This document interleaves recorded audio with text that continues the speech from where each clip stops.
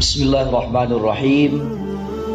Assalamualaikum warahmatullahi wabarakatuh.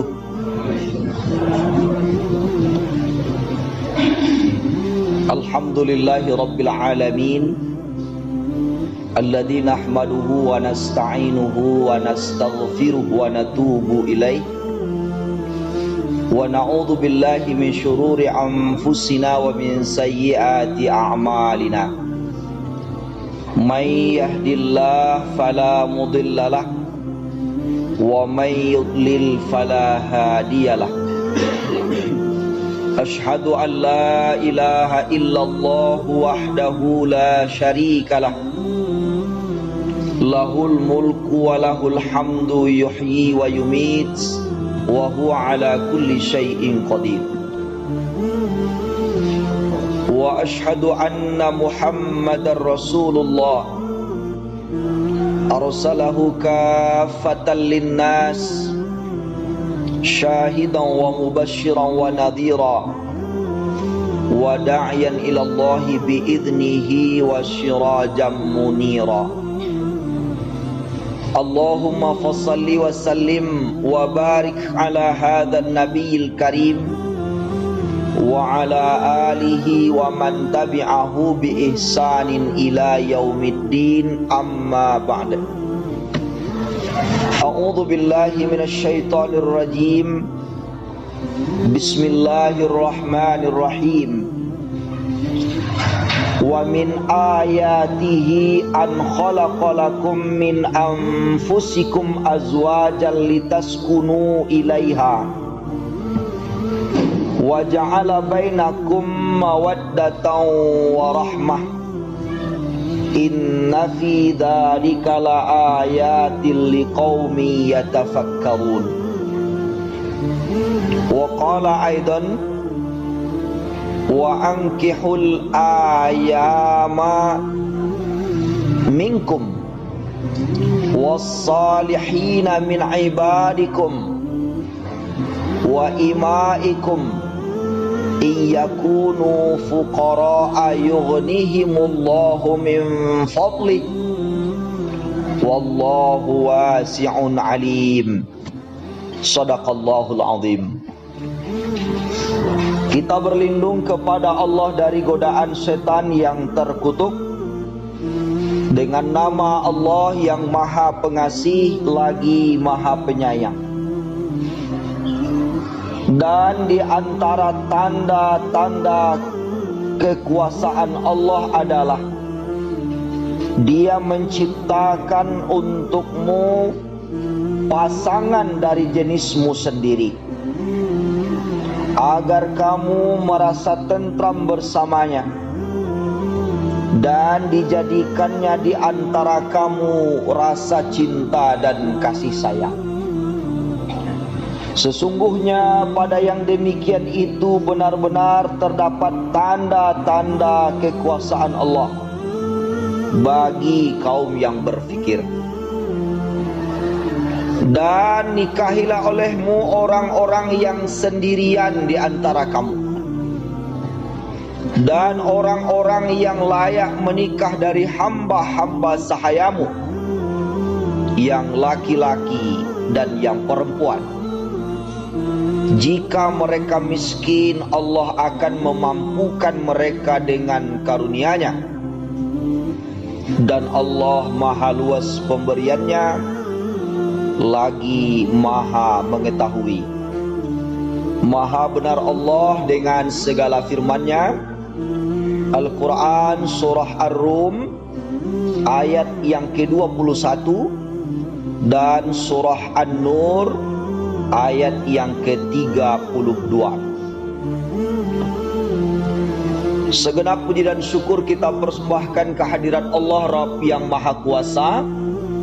Dengan kudrah dan iradahnya pada pagi hari ini kita telah dapat hadir kembali menunaikan kewajiban kita kepada Allah, yaitu salat subuh berjamaah.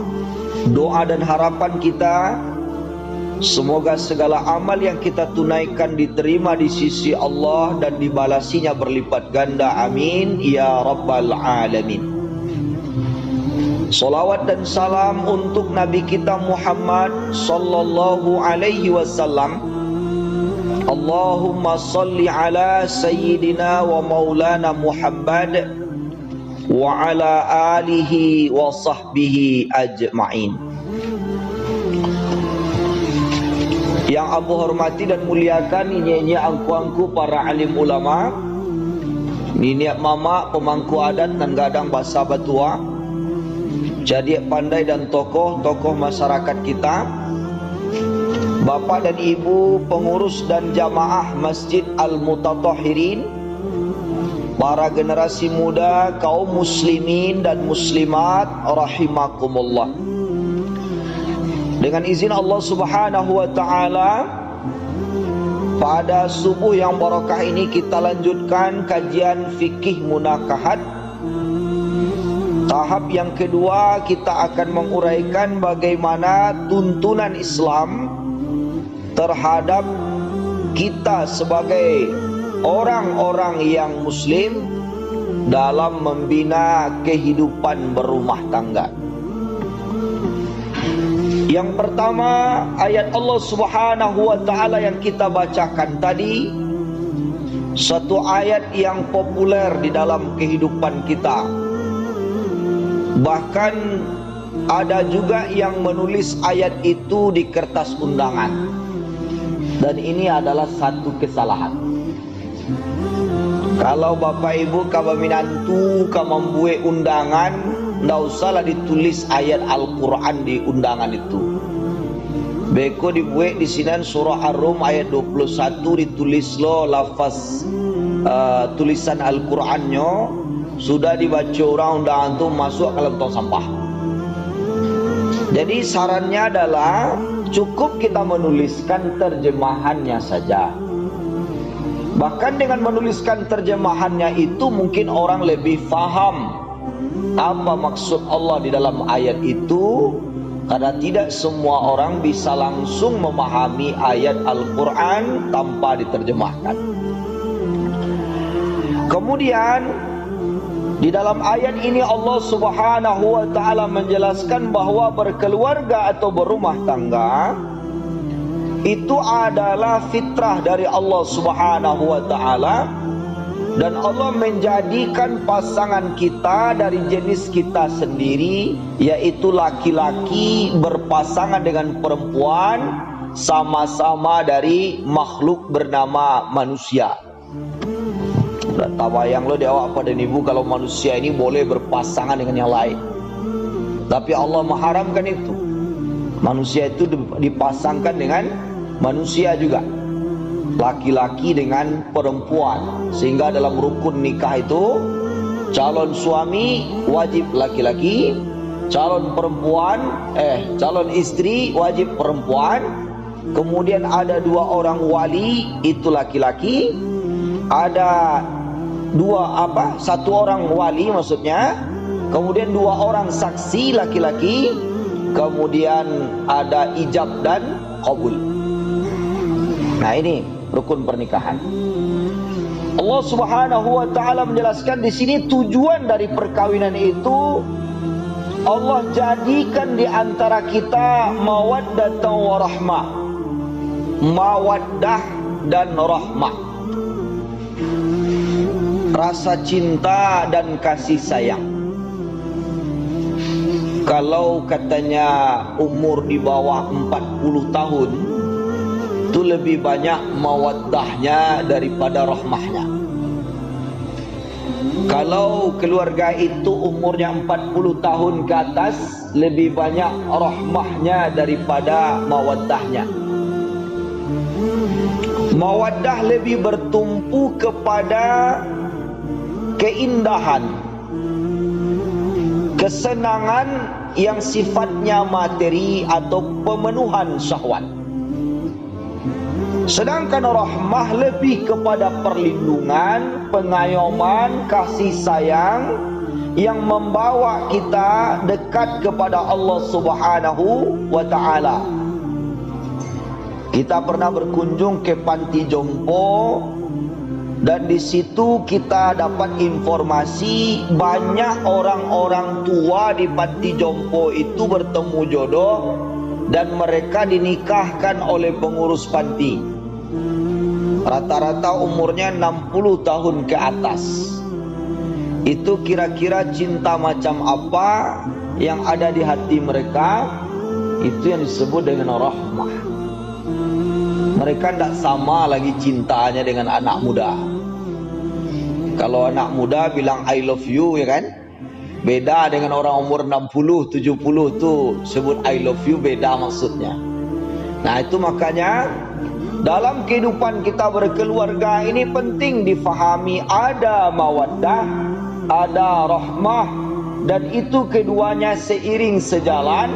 Kalau manusia hanya bertumpu pada mawaddah dan tidak mendapatkan rahmah, rumah tangganya cenderung segera berakhir.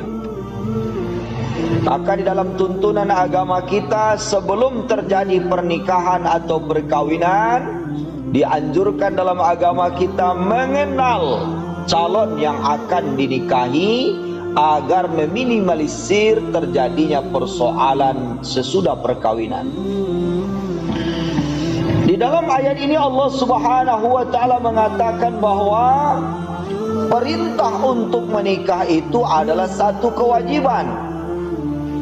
Bahkan Nabi sallallahu alaihi wasallam dalam hadis menjelaskan bahwa menikah itu, kata Nabi, adalah sunnahku. Siapa yang tidak suka dengan sunnahku, maka dia bukan umatku. Jadi Bapak Ibu yang dimuliakan, menikah ko adalah perintah Allah, perintah Rasul.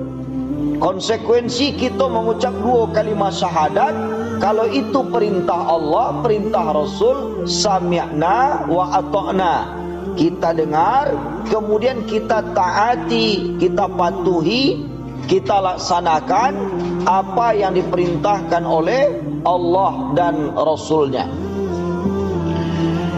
Bapak Ibu yang dimuliakan, kalau kita pahami sebagai perintah Allah dan Rasul, berarti menikah itu adalah ibadah. Ibadah yang paling panjang masanya adalah menikah. Jadi kalau ada Bapak Ibu ingin beribadah seumur hidup, yang paling lama pahalanya, paling panjang ibadahnya menikah. Di siap pengajianku siapa lalu menikah, menikahlah Bapak Ibu. Nan alun. Kalau nan ala tidak usah lagi.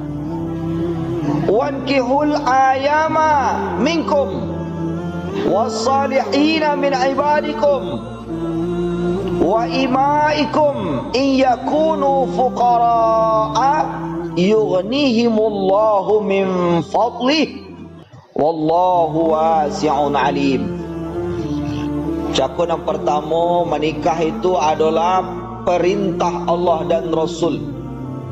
Berarti menikah itu sunnah Nabi. Mereka menikah itu adalah ibadah kepada Allah Subhanahu wa ta'ala.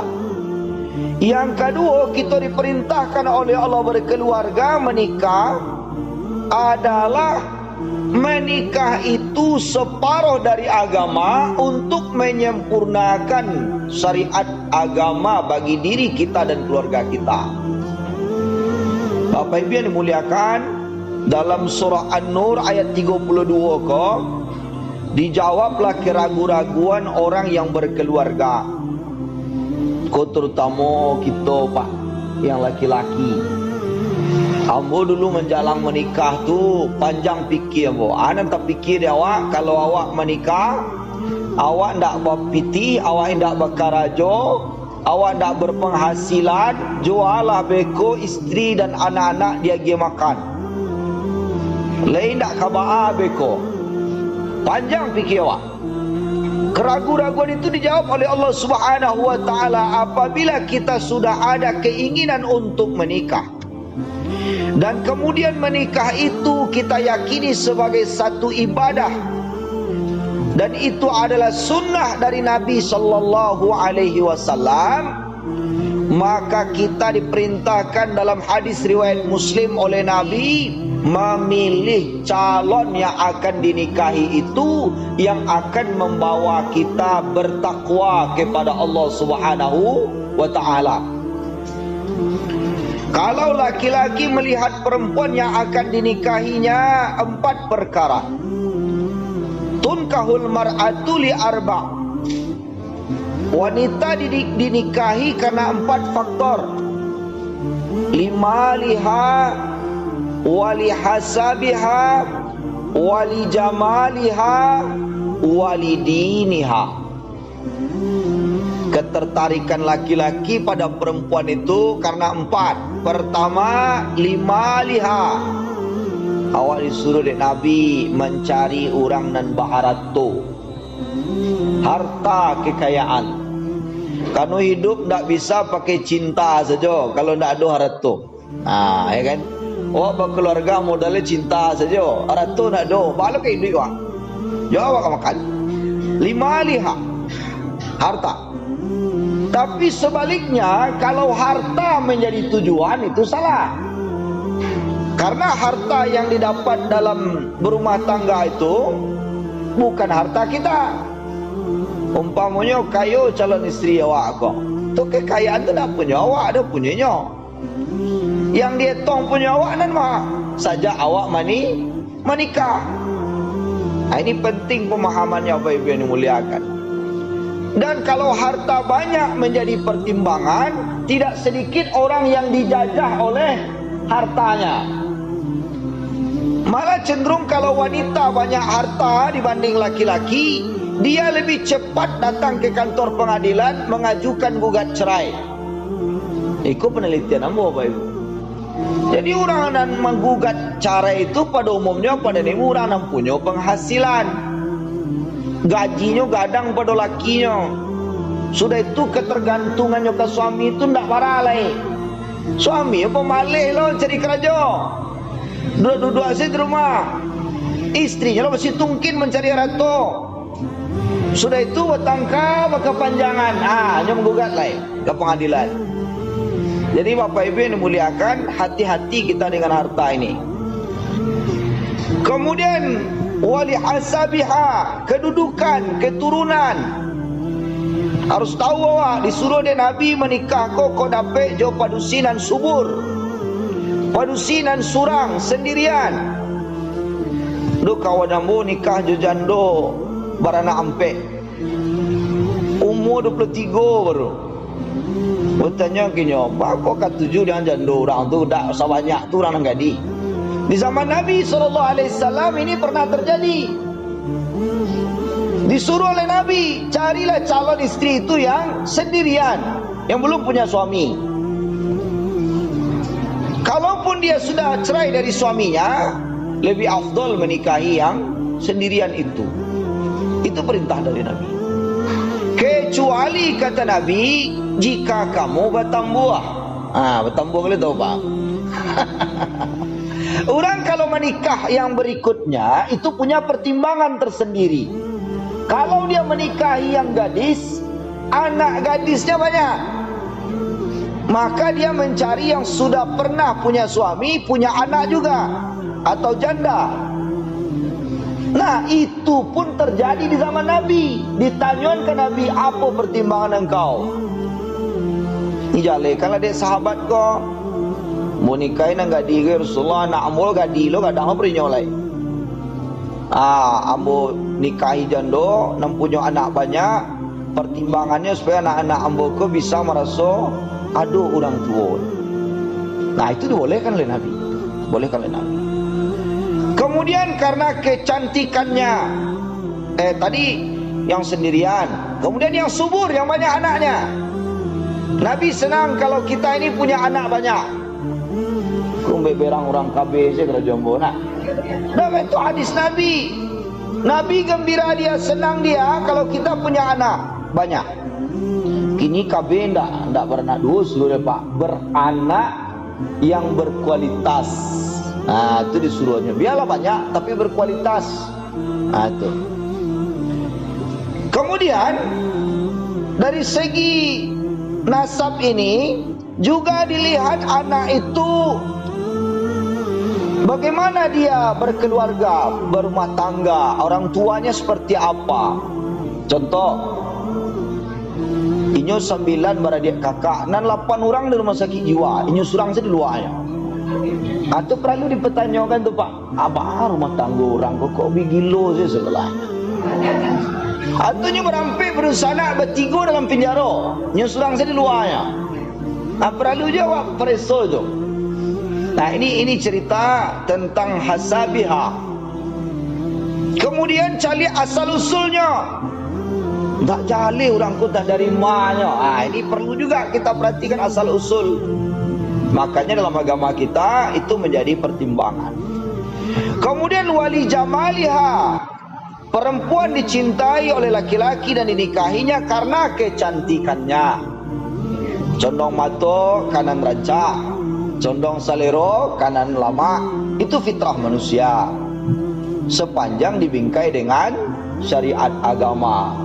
Kecil Ustaz Abdul Somad, kalau istri awak terlalu rancak, maka nanti awak, ya kan? Satu orang gaduhnya. Kalau ini ndak rancak, awak lo ndak percaya diri maunya. Pai beralih jalan sesurang saya, usul sinan selak kau, gitu kan? Kama-kama pai dak mau pacik lah, sebabnya ndak pede mama. Jadi ini penting. Namun cantik dalam pandangan agama itu relatif. Tiap orang punya standar masing-masing. Kece ambo yang paling cantik itu adalah istri ambo. Kece apa yang paling rancak itu istri apa. Sebaliknya ibu-ibu juga begitu. Suami ibu adalah yang paling ganteng. Tapuklah dado, suamiku Arjunaku. Harus model itu. Harus seperti itu. Barajula rancaknya lain, yang paling cantik istri kita. Barajula gantengnya laki-laki yang pada awak, yang paling ganteng itu suami awak. Begitu kita diajarkan dalam agama. Karena kecantikan itu sangat relatif sekali. Sangat-sangat relatif. Tidak bisa awak buean ukuran cantik kedua pada ini. Ya. Tapi yang penting adalah ketika ada ketertarikan hati kepada seseorang, ada satu yang dinilai di situ, lalu kemudian dia hubungkan kepada Allah Subhanahu wa taala, itulah kecantikan yang sesungguhnya. Buya Hamka mengatakan, kecantikan bukan pada paras wajah, tetapi kecantikan tidak juga pada bentuk tubuh. Namun kata Buya Hamka, kecantikan itu ada pada akhlak. Kalau kecil Buya Hamka, nan cantik itu adalah akhlak. Ada orang rancak mana tapi tidak watar hati dah. Malih on jelek dah. Rancak apa? Tidak ada watar hati salah dah. Leka tujuh dah jelek bu. Pemalih, ya kan? Kemudian tak sopan, ini rancak kok. Coba dipangan rancak kok. Jadi kata Buya Hamka, yang cantik itu adalah akhlak. Akhlak. Kemudian karena agamanya. Kalau baca lihat Buya Hamka menjalin hadis kok, itu diagiannya nilai. Wanita dinikahi karena hartanya, nilainya 0. Karena keturunannya 0 juga. Karena kecantikannya 0 juga. Walidiniha, karena agamanya, de inyo tulai beriman, inyo tulai Islam, inyo lai berakhlak mulia. Ada lagi nilai dia Buya Hamka 1. 1 nilainya. Fa'alaika bidzatid din taribat yadak. Hendaknya pilihlah yang lebih beragama agar berkah kedua tanganmu. Kesimpulannya pada ni bu, kalau awak jadian 0, 0, 0, 0, 1, berarti 1/1000 cuma nilai yang awak nikah itu. Kalau awak dahuluan haratonya, keturunannya dan kecantikannya daripada agamanya. Sebaliknya, kalau agama yang menjadi pertimbangan pertama, kesolehannya, keimanannya, ketakwaannya, kebaikan akhlaknya. Itu yang menjadi pertimbangan pertama. Baru yang lain-lain, maka nilainya adalah menjadi 1000. Angka 1 di muka, angka 1 jadi di muka. Begitu Buya Hamka menggambarkan hadis ini bagi orang yang ingin mengamalkannya secara benar. Jadi artinya Bapak Ibu dimuliakan, yang menjadi pertimbangan utama adalah agama. Karena agama ini yang menyelamatkan kita, yang membawa kepada keberkahan. Nah, itu kan ceritanya tadi laki-laki. Sekarang perempuan. Perempuan menikahi seorang laki-laki, kenapa?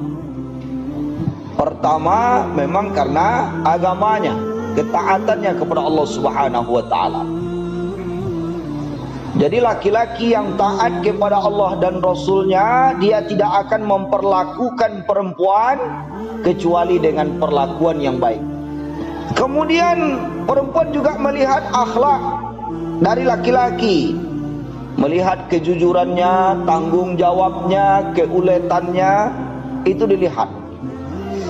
Karena Bapak Ibu yang dimuliakan, seringkali terjadi sekarang ini gugatan perceraian karena laki-laki yang tidak bertanggung jawab.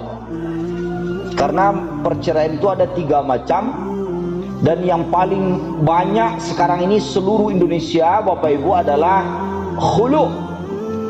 Apa itu khulu? Talak tebus. Apa itu talak tebus? Cerai gugat. Apa itu cerai gugat? Perceraian yang terjadi karena seorang istri sudah merasa terzolimi. Seorang istri sudah tidak tahan menjalani kehidupan berumah tangga, kemudian dia mengadu ke pengadilan agama, dan dia menebus dirinya untuk dipisahkan dari suami. Itu namanya perdata gugatan. Itu yang terjadi ini Bapak dan Ibu. Kalau di pengadilan agama awak di Bukit Tinggi, kalau ada 5 orang bercerai Pak, nak nampak itu polisi itu nak menggugat. Cik laki-laki nak mentalak. Dan itu ternyata Pak hampir merata seluruh Indonesia sekarang. Gugatan cerai ini meningkat. Setelah kita lihat faktornya, salah satunya adalah kurang bertanggung jawab suami dalam keluarga.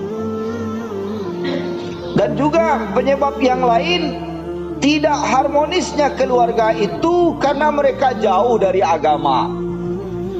Inyo para agama untuk berkeluarga itu screening setengah jam. Screening ni kata kuah. Sudah itu tak ada lainnya membaca-baca tentang fikih munakahat. Padahal kehidupan berumah tangga yang di jalan itu luar biasa panjang. Tadi ibadah semua duit tadi. Ibadah paling lama tadi adalah menikah. Tapi nyo tak lagi membekali dirinya dengan ilmu agama supaya pernikahannya tadi sampai kepada tujuan. Tak ada nyo baca-baca buku, tak ada nyo mengaji, tak ada lainnya berdiskusi tentang baat tuntunan Islam terhadap keluarga. Itu yang membuat rumah tangganya menjadi tidak bertahan lama. Maka di dalam agama kita dituntunkan berbeda antara keinginan dengan kebutuhan. Kalau ingin awak pasangan awak nan kayo, itu keinginan tuh.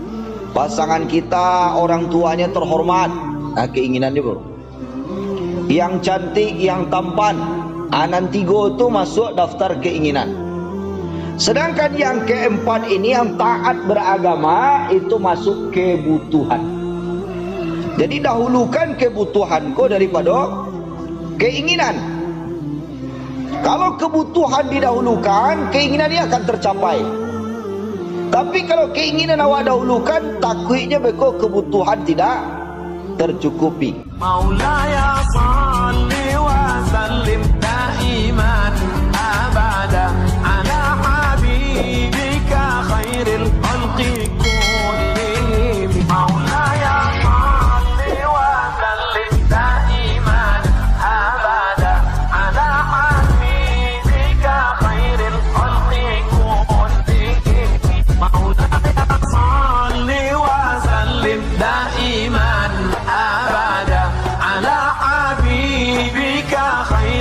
الخلق كلهم